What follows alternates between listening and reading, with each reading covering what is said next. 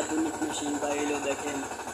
এখন ধান ভাঙাইয়া সব ঘরে নিয়ে যেতেছে, হাজাইয়া ঘরে। এখন আর গাড়ি ভাড়া করিয়া যে মিল কারখানা নিয়ে ধান ভাঙা লাগবে সেইটাও লাগবে না। এখন ধান বাড়ি বেড়ি ভাঙাইয়া চাল করে দিয়ে দিতেছে সব মেশিন। দেখছেন ঠেল্লা মেশিন নিয়ে আসে যদি দেখেন ধান দিতেছে, এটা ধান দেয় আর ওইটা ধান পরে দেয়, পরে ওই যে ধান পরে এই জায়গা দিয়ে দেখেন, এই যে দেখেন ধান চাল চাল বুঝতে পারবেন, ধান দেয় চাল পরে। ও দেখেন ওই ধানের জায়গা কিছু করছিল যে বস্তা যাচ্ছে না, সেই ধানগুলো পড়ছে, এগুলো কিন্তু এখন দেবে ওগুলো।